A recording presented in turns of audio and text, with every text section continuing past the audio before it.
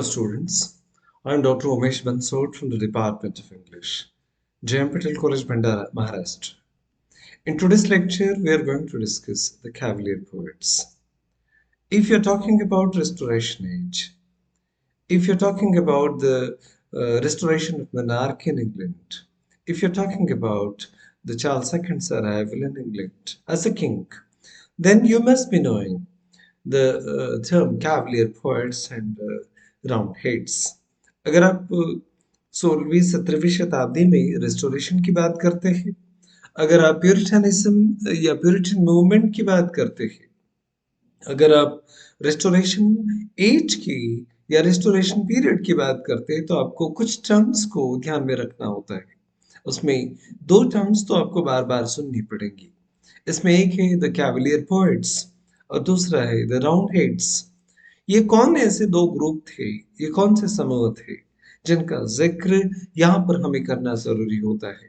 We will try to understand through this lecture. Who were Cavalier poets? Why were they called Cavaliers? What were the special features and characteristics of their writings and poems? We will try to understand through this lecture. The Cavalier poets constituted a special group of 17th century poets. 17वीं शताब्दी के कवियों का एक समूह है Cavalier poets. Who were royalists? ये royalist थे, शाही दरबार को सपोर्ट करते थे, staunch supporters of King Charles I. Oliver Cromwell government के पहले चार्ल्स फर्स्ट सत्ता में हुआ करते थे. उन्हीं को बेहेड करके, उन्हीं का वध करके या उन्हीं का कत्ल करके चार्ल्स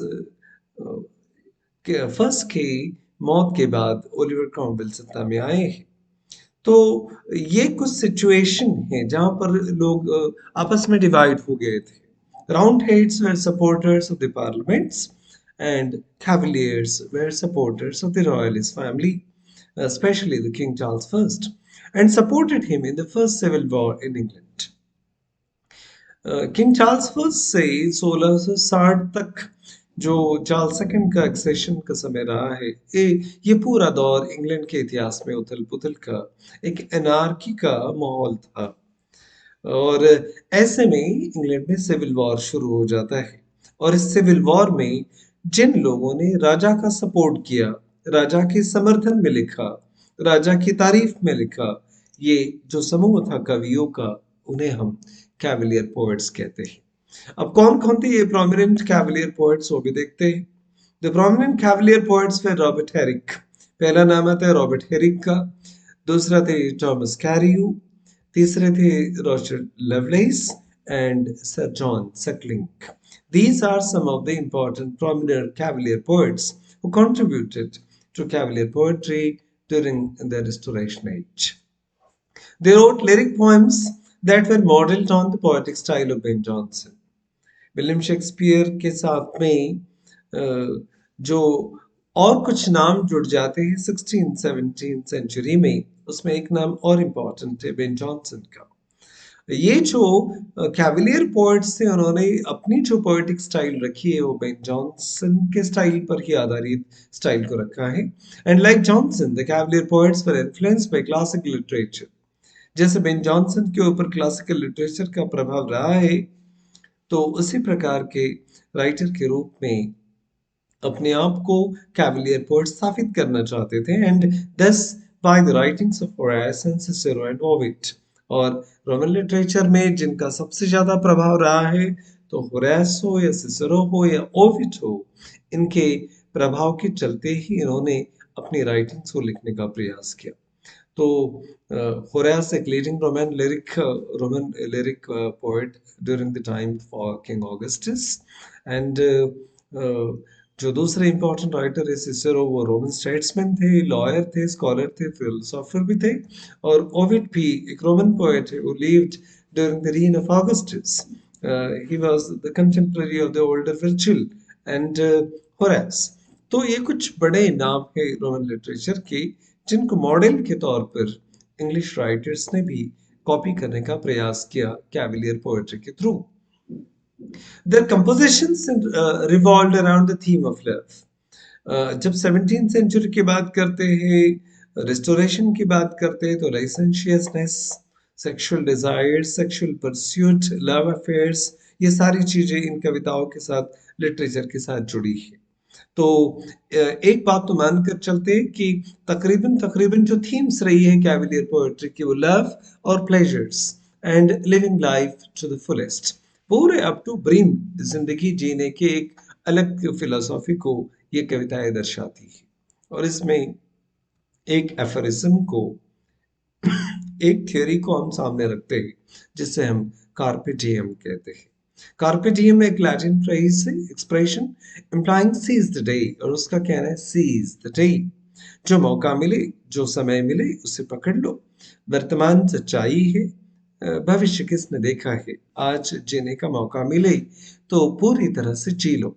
इसी पर आधारित ये फिलोसॉफी है, सीज द डे। borrowed तो होरेसिस ओड्स, बुक वन, होरेस की जो किताब है बुक वन, वहीं से ये फ्रेज ली गई है। And marks the main theme of Cavalier poetry. और ये कार्पे डिएम ही कैवलियर पोएट्री की सबसे मेन थीम बनी कि वर्तमान में जीना सीखिए। Carpe diem used to urge someone to make the most of the present time. वर्तमान समय में जितना ज्यादा से ज्यादा आप जी सकते हैं, एक एक समय को, एक एक लम्हे को एंजॉय कीजिए, इसी पर आधारित ये टर्म थी।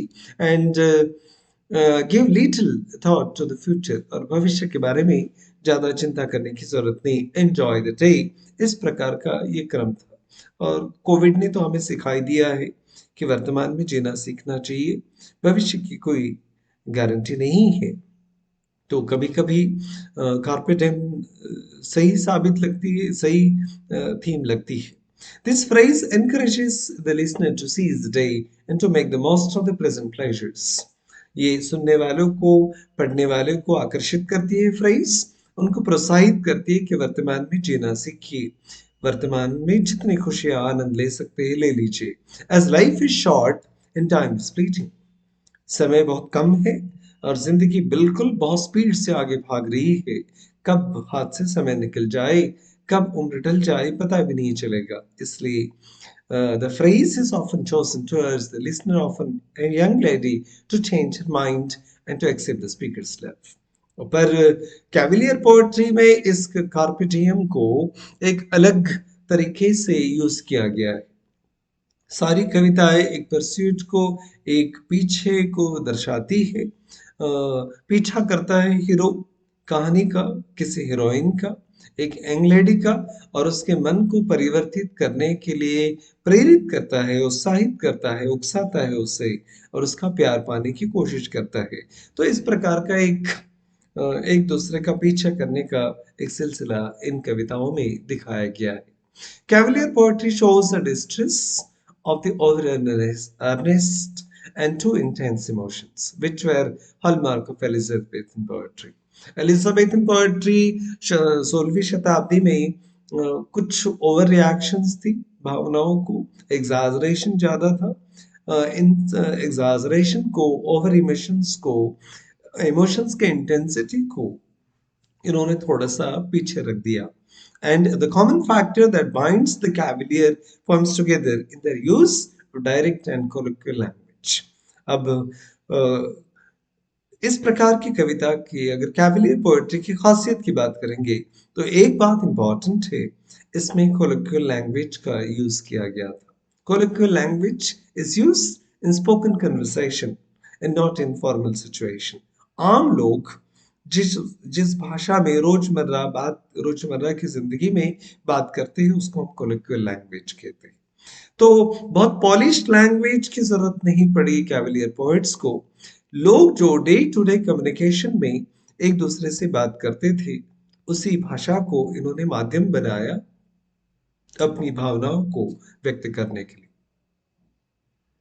Being royalists, the Cavalier poets made every effort to please the king. और जैसे कि हमने शुरुआत में ही बताया कि cavalier poets are staunch supporters of King Charles I, तो they always try to please the king, और उनका पर्पस था राजा को खुश करना, and to glorify the crown, और सत्ता की तारीफ करना, they avoided the subject of religion and established a secular spirit. एक खासियत कैवलियर पोएट्री की मानी जा सकती है कि उन्होंने धार्मिक विचारों को कविता का माध्यम नहीं बनने दिया और धार्मिक विचारों को उन्होंने कविता में बताने का प्रयास भी नहीं किया। तो इस प्रकार से एक सेक्युलर स्पिरिट इस दौर में इस्टेब्लिश होना शुरू हुआ था। इसमें सबसे प्रोमिनेंट जो नाम आता है कैवलियर पोएट्री में वो रॉबर्ट हेरिक का है। 1591 टू 1674 उनका दौर रहा है। Robert Herrick was a cavalier poet, was a clergyman and leaned towards the mystical poetry। एक रहस्यमय कविताओं की तरफ उनका झुकाव था और his poetry collection, his treatise और the work both human and divine of Robert Herrick, published in 2 volumes in 1648, consists of both his secular poems, his treatise, and his poets' poems, his novel numbers in the same book in 2 different volumes। तो एक secular feelings को, spirits को बढ़ावा देने का काम Robert Herrick ने अपनी पोएट्री के माध्यम से किया। कविताएं भले ही लव वगैरह की थीम के इर्द गिर्द घूमती रही, पर रिलीजन इन कविताओं का, जैसे प्यूरिटानिज्म में होता था कि उन्होंने रिलीजन को ही मुख्य टारगेट किया था और उसी को अपना विषय बनाया था, तो कैवलियर पोएट्स ने वैसा नहीं किया। Published during the time when Charles first was prisoner of the parliament. Oliver Cromwell के नेतृत्व में जब उथल पुथल हुई, बगावत हुई इंग्लैंड में, चार्ल्स फर्स्ट को कैद कर लिया गया था पार्लियामेंट के द्वारा। तो ऐसे दौर में स्पिडाइस नामक जो बुक रॉबर्ट हेरिक ने लिखा, उसमें ये कविताएं पब्लिश की गई थी। And Hesperides associated classical and Hebraic ceremonies with English festivals and Anglican rituals.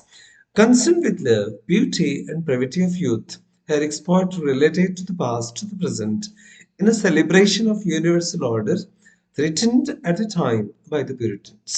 Puritans ने जिस प्रकार की उधम मचा के रखी थी इंग्लैंड में और जिस प्रकार का एक रिलीजियस एक्सट्रीमिज्म शुरू हुआ था, धार्मिक अतिवाद जिसे कहेंगे, वो शुरू हुआ था इंग्लैंड में इस दौर में। तो ऐसे दौर में इस प्रकार की कविताओं को लिखना और वर्तमान समय में सौंदर्य को, सुंदरता को, प्यार को और यौवन जो बहुत ही कम समय के लिए बचा रहता है, उसके समय के बर्ताव को बताने का काम इस पोएट्री ने किया है। और एक यूनिवर्सल ऑर्डर में जिस प्रकार का एक रुकावट, एक बाधा डालने का प्रयास प्यूरिटन्स ने किया, उसको थोड़ा बहुत काउंटर करने का प्रयास रॉबर्ट हेरिक जैसे पोएट ने किया है।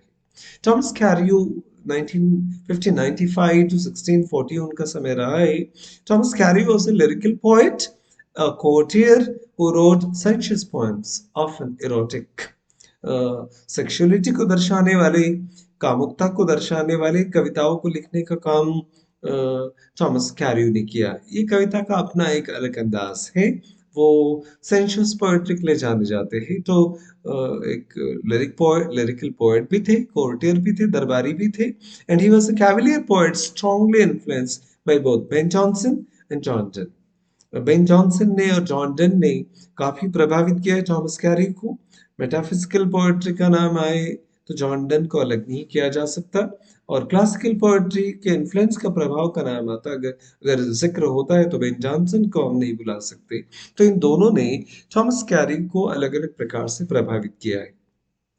Carey's work echoes Donne's use of religious terminology of profane and erotic purpose।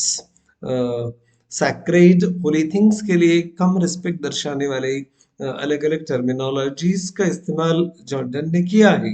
एक इरोटिक पर्पस के लिए भी जॉन डन ने अपनी कविताओं का यूज किया है, पर थॉमस कैरियो ने उस बात को फिर अपनी कविताओं में आगे बढ़ाया। However, his poems are never obscure। पर मेटाफिजिकल पोएट्री, जॉन डन की पोएट्री जिस प्रकार से ऑब्सक्यूरिटी के लिए, अपने मिस्टिक लेवल के लिए जानी जाती है, डिफिकल्टी के लिए जानी जाती है, वैसे इनकी कविताएं नहीं थी। And have a rhythmic cadence, एक रिदम था शब्दों का इनकी कविताओं में, as well as simple diction. Cavalier poetry की तो एक खासियत रही है, मेटाफिजिकल पोएट्री में डिक्शन अलग लेवल पर ऑब्सक्यूरिटी के लेवल पर ले जाते हैं, पर यहाँ पर डिक्शन बहुत सिंपल रखा है कैवलियर पोएट्री ने। And of all his contemporaries he was the most attentive to proportion and measurement. शब्दों के चुनाव के लिए, शब्दों के सिलेक्शन के लिए ये कवि बहुत जाने जाते हैं। He was never confused or vague and avoided the use of extravagant conceit। तो कैरियो ने हमेशा बहुत ज्यादा कंफ्यूज करने की कोशिश नहीं की, वेगनेस को, अस्पृश्यता को अपनी कविता में आने नहीं दिया, और एक्स्ट्रावैगेंट, अति आवश्यक शब्दों का इस्तेमाल उन्होंने टाला है। तो इस प्रकार से थॉमस कैरियो ने भी अपनी कविताओं को इस दौर में कैवलियर पोएट्री में फेमस किया है। His poems are exquisitely modeled and adorned by short songs। तो एक एक्सक्यूसिटिवली अगर इस बात को हम सोचते हैं तो शॉर्ट सॉन्ग्स को, छोटे छोटे सॉन्ग्स को उन्होंने पॉपुलराइज किया है, मॉडल किया है। And they were ideal for being set to music and song. गीत बहुत छोटे थे तो आसानी से गाए जा सकते थे, म्यूजिक दिया जा सकता था। तो लोगों ने थॉमस कैरियो के पोएम्स को काफी काफी सराहा है इस दौर में। The poem his counsel to his mistress, एल persuasions to love, depicts him as a poet who filtered and distilled the urgency of sexual desire in immaculate euphemism and finally wrought constructs। तो कविताओं को purify करने का और sexual desires को एक perfect इफेमिज्म की तरफ ले जाने का प्रयास थॉमस कैरियो ने किया है। तो इस प्रकार से एक rapture, the most erotic poem of the 17th century, is one of his finest poem. Rapture का मतलब होता है अत्यानंद, सर्वोत्तम जो अवस्था होती है खुशी की, उसको रैप्चर कहते हैं। तो रैप्चर नाम की कविता थॉमस कैरियो की सबसे फेमस कविता मानी जाती है 17th सेंचुरी की, is one of the finest poems and he was one of the most licentious poet in the cavalier group. पर अपनी कविताओं की कामुकता के लिए, सेक्सुअल डिजायर्स के लिए थॉमस कैरियो जाने जाते हैं कैवलियर पोएट्री के बीच में। एक और नाम इंपॉर्टेंट है रिचर्ड लवलेस का। 1618 और 1657 ये उनका समय रहा है। Richard loveless royalist Cavalier poet. जब कैवलियर पोएट हम कहते हैं तो समझ ही जाइए कि रॉयलिस्ट रहे हैं। was also a soldier who fought for the king against the Scots and was imprisoned twice by his royalist sentiments। और अपने शाही सपोर्ट के लिए वो 2 बार जेल भी जा चुके थे और सैनिक के रूप में उन्होंने सेना में काम भी किया है। तो कुल मिलाकर रिचर्ड लवलेस का संबंध दरबार से रहा है। His 2 volumes of poetry, Lucasta Epodes, odes, sonnets, songs, to which is added Aramantha, a pastoral published in 1649, and Lucasta, uh, posthumous poems of Richard Lawless express the code of honor, loyalty and love. तो Richard loveless ने जिस प्रकार से लुकास्टा वगैरह जैसे poems को publish किया है, तो ये सारी चीजें कैवलियर कोड ऑफ ऑनर को और लॉयल्टी को और लव को दर्शाती है। A sense of disillusionment owing to the disintegration of traditional values with the civil war and the parliament's victory can be witnessed in his poems। ये परंपराओं से दूर जाते हुए, मूल्यों से दूर जाते हुए समाज को एक डिसइल्यूशनमेंट की अवस्था को, कंफ्यूजन को दर्शाती ये कविताएं हैं। सिविल वॉर्स को, पार्लियामेंट की विक्ट्री को इस कविताओं में रिफ्लेक्ट किया गया है। And his poems were sad and serious in tone, obscure in syntax and allusion. तो थोड़ा बहुत ऑब्सक्यूरिटी के लेवल को टच करती है, मेटाफिजिकल पोएट्री की तरफ झुकती हुई कविताएं हैं, अपने आप में एक सैड थीम को लेकर आती है। This mixing the Petrarch style and metaphysical bit.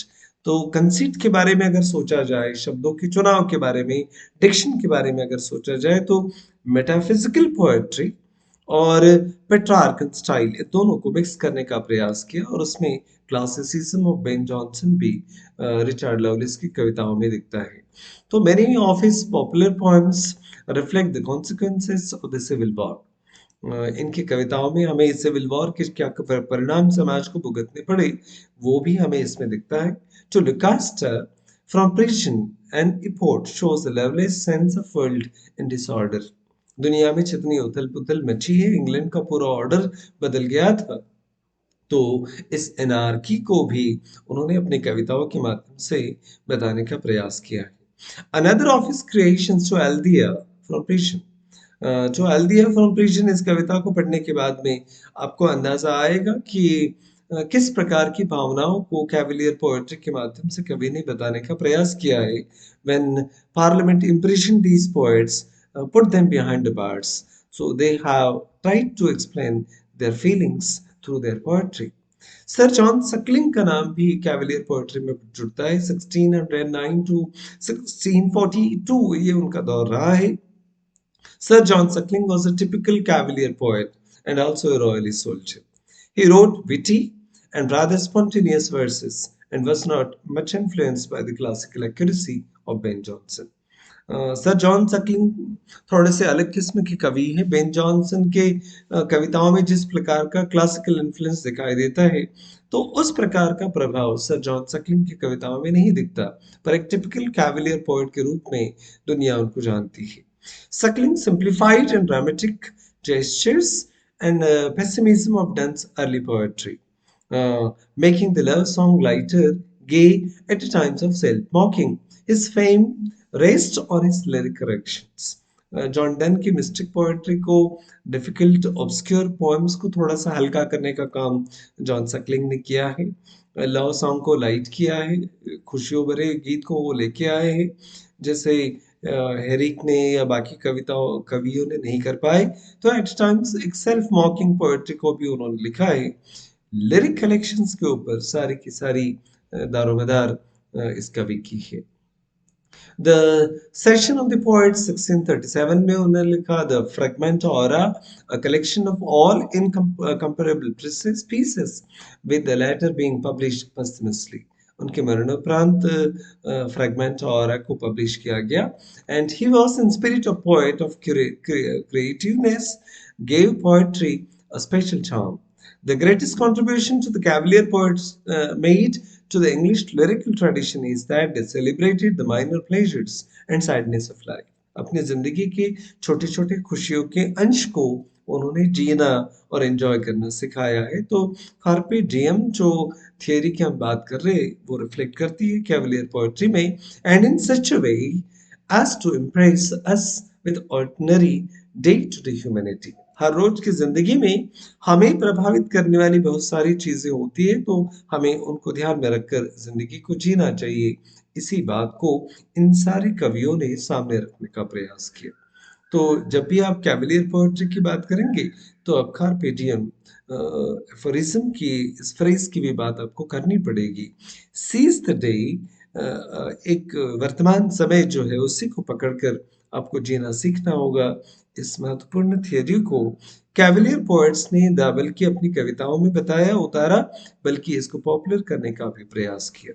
Let us hope this discussion will definitely help you to understand what is meant by Cavalier poetry, who were the Cavalier poets, and what was their contribution to English literature. This video is also available at Grammar Planet by Dr. Umesh Matsud on YouTube. Thank you very much for watching this video.